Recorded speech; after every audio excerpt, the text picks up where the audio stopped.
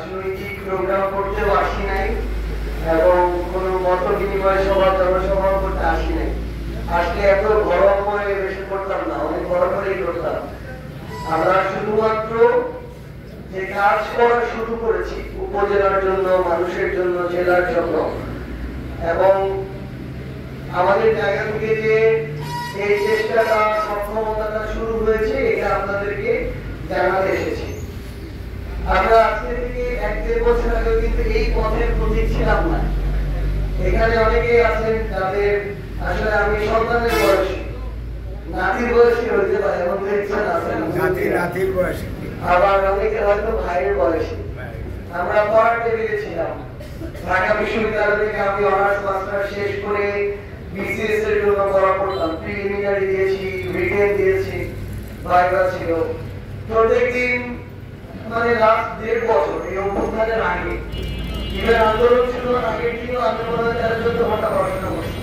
1.5 বছর টানা বিসিএস এর জন্য 12 থেকে 16 ঘন্টা, এটা ছিল প্রত্যেক দিনের রুটিন আমার। তো এই জন্য ওই পথ থেকে এই পথে এসে এখন তো এই পথ তো আলাদা রকম। আবার প্রত্যেকটা ঘাট বুঝতে হবে যে কোথায় থেকে মানুষের জন্য কি আছে, কি নিয়ে হয়েছে। আমরা রাজনৈতিক মানুষের জন্য কাজ করা লাগবে, খালি বড় বড় লেকচার দিতে পারবে কোথা থেকে কি আগাতে এলাকার জন্য, মানুষের জন্য, এটা নিয়ে আমরা আমাদের জায়গা থেকে তখন একটু খোঁজখবর নেওয়া শুরু করলাম। তো প্রথমে দেখলাম যে আমরা এলাকার যে মসজিদ আছে, মন্দির আছে, তেতুলিয়াতে গির্জা আছে, পেগোড়া থেকে পঞ্চবটে আমার জানা নাই থাকতে পারে।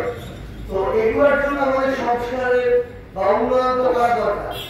এটা মাথায় করে রাখুন, লোকজন আসে মসজিদ মন্দিরের জন্য যে একটু সহযোগিতার জন্য, তারা সংস্কার করবে। নেতারা কি করে 1000, 2000, 5000 টাকা দিয়ে দেয় সংস্কার উন্নয়নের জন্য। আমার ব্যক্তিগত মনে হয়েছে যে এই টাকা দিয়ে তো তেমন কোনো একটা কাজ হবে না, তাহলে তো সরকারকে হাত পাতে ধরাইতে হবে, কিছু দেন কিছু দেন, এরকম হাত পাতে ধরাইতে হবে। এরপরে ইয়ার আসবে। আপনি যদি ভিডিও করেন